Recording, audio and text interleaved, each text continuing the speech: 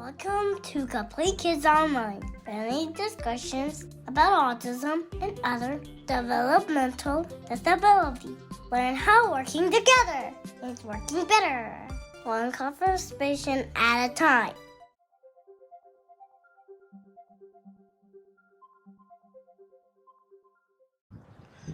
Hello, welcome to Compleat Kidz Online. I'm Gina. And I'm Bob.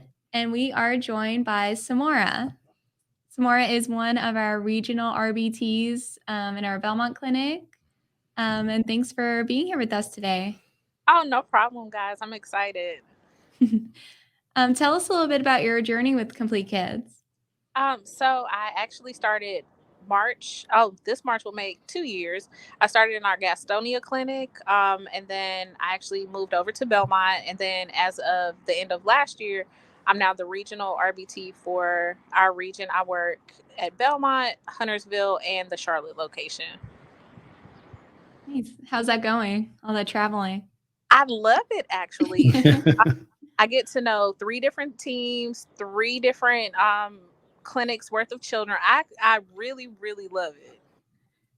Awesome. Nice. What do you think about going from RBT to regional RBT? What kind of made you want to do that? I wanted to do it because it was an opportunity to really connect with the other clinics and then kind of see things from more of a regional perspective instead of just, oh, I'm at home at Belmont and the only thing that matters is what affects Belmont. It kind of helped me grow and realize like, okay, there's a bigger plan to everything that we're doing. And to be able to kind of say, hey, oh, they're doing this at Baldwin. We should try this at Huntersville, or this will be great for Belmont. It kind of brings that kind of, I guess, bird's eye view. So you are kind of bringing ideas, I guess, for lack of a better word, from one clinic to another. Yeah. That's awesome. What kind of things have you seen that you would want to implement in a different clinic? So one thing that Baldwin and Huntersville had are the walkies, so that we're able to say, hey, this car is ready for pickup, or your client is ready for pickup to go home. It's amazing. So they have the walkies. Belmont actually just got theirs.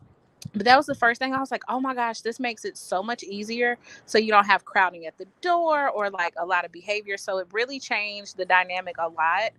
And then some other things I've noticed is just like for like interpersonal relationships within, our group, our RBT group, it's just like finding things that like, okay, at Baldwin, like they're really good about like communicating back and forth, needs for the kids, or like saying, hey, when you get a chance, since you have supervision, can you ask about this program or that program? And I've also noticed that at all 3, the having teams and the longer sessions are amazing.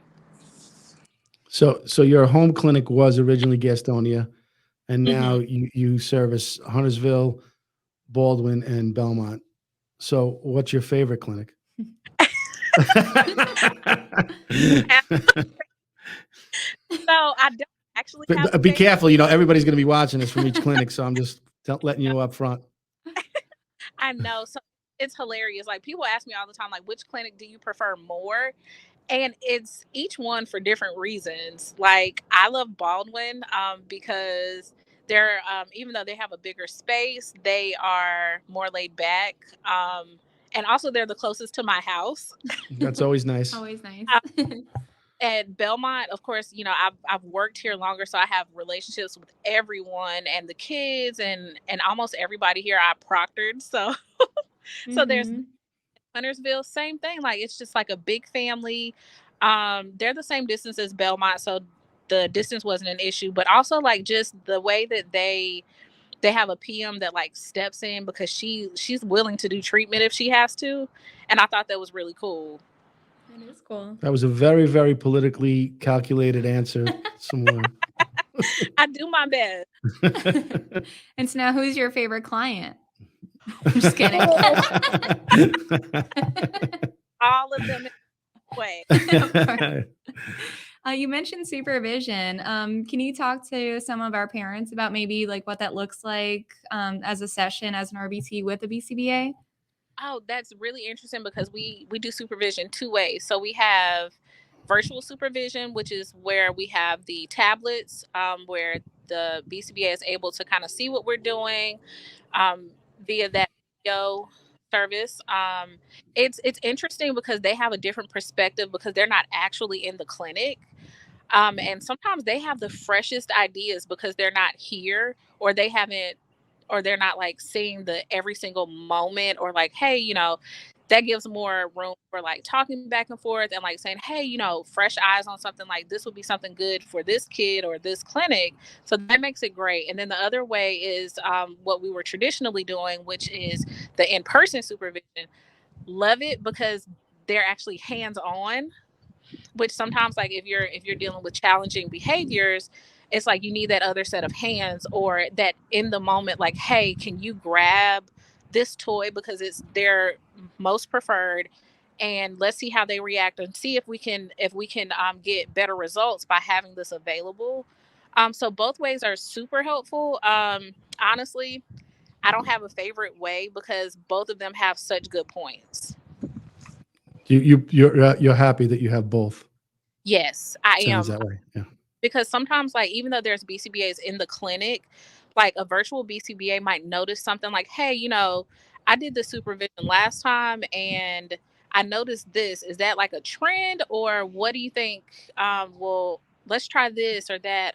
It actually worked today where one of our kids, our learners actually, they were they were in a challenging situation, and the virtual BCBA actually became the reinforcer because she was on the screen and she had this really cool thing that's not even in the clinic. So it was like, oh, this is just for me, this moment on this screen.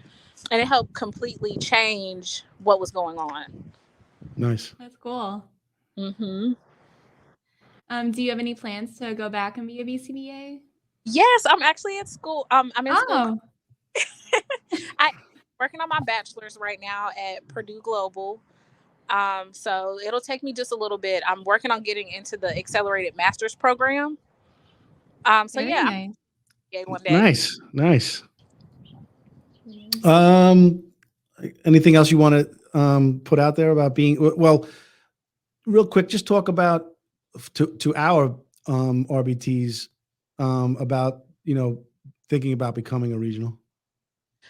Um, Thinking about being a regional. So the cool Mhm. thing is that you get all this exposure to different things, and for people that kind of feel restless, I feel like this is an amazing position. I knew a couple of people that I tried to convince to apply, and hopefully they're watching and they'll apply for it. I get tired of the same thing every Mhm. single. And for someone like that, but they're an amazing RBT, it's the best opportunity because you get to build relationships, you get to look at things from different perspectives, and you really get that access to be able to say, hey, guys, at this clinic they're doing this, and this would really benefit here. So it kind of takes the mindset away from that. I call it like a micro structure of I'm Mhm. in the clinic and I only work with these kids and I'm just doing my job every day. To hey, like this is why they switched over to this, and this is why it works better, and things like that. And it gives you like that, almost like that inner clinic perspective versus just, oh, I'm at home at Belmont or whatever clinic you're at. What do you think would make a good RBT if someone's interested in working with kids? So I always say to be an amazing RBT, you have to have a passion for working with kids that you're helping them screw in light bulbs. Like, oh my gosh, like I think, and I always tell this story. When I was in Gastonia, I had a client, very high behavior, and he was having a tough time because he's nonverbal.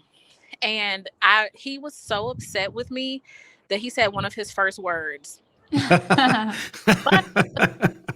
I said, one day you're gonna say something to me because you're gonna get so mad, because he would like make more sounds when he was upset.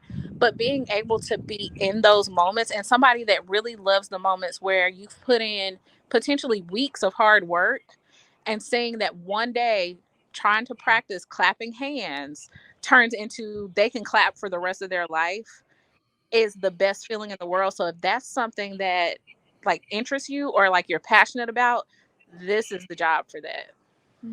Yeah. Can I ask what's the word no? No, it was actually a bad word. Even better. Even better story. Yeah, it was a bad word. I was like, and in that, of course, all my fellow RBTs will know that immediately I was like, oh, great job using your words. Hey, we'll take it, right?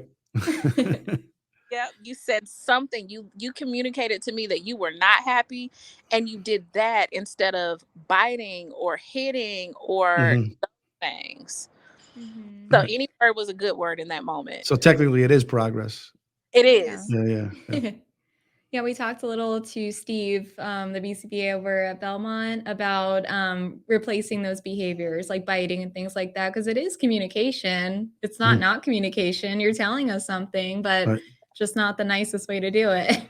Right. And I would take the expletive over getting bitten. Silence, right? Oh yeah, even more so. Yeah. Absolutely. What tips would you have for a new RBT?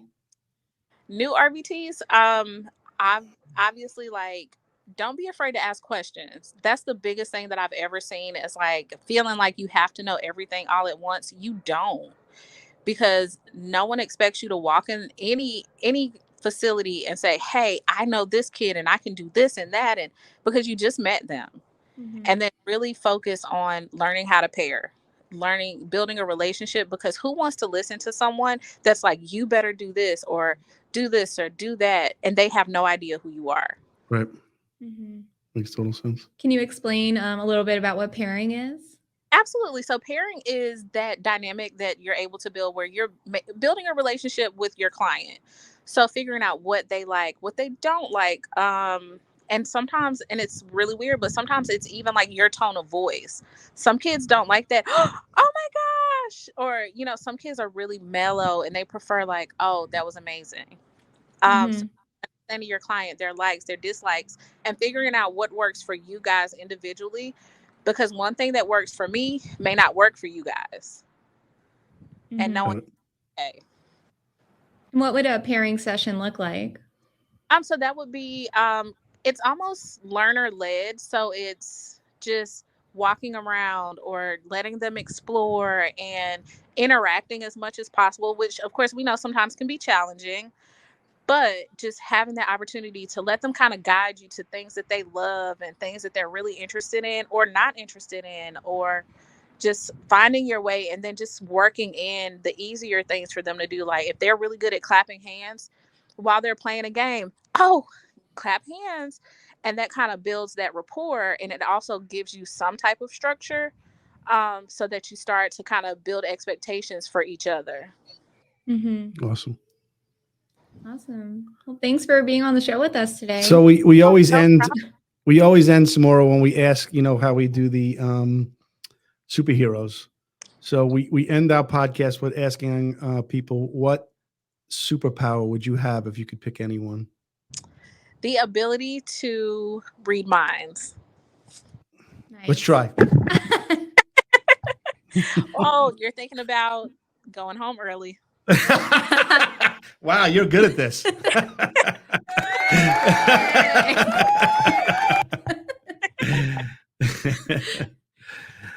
So if anyone's listening, if you have any questions that you want to address from an RBT, a BCBA, as a parent, as a potential employee, just leave a comment below and we'll get to you. But we love having our staff to come on and brighten our day and have a little conversation. Thanks again, Samora. It's really a pleasure speaking with you. We know you're busy, so we appreciate you taking out the time. No problem, guys. Have a great day. Likewise. Bye. Bye. To continue the conversation, visit the links to our website, Facebook page, or Instagram in the comments.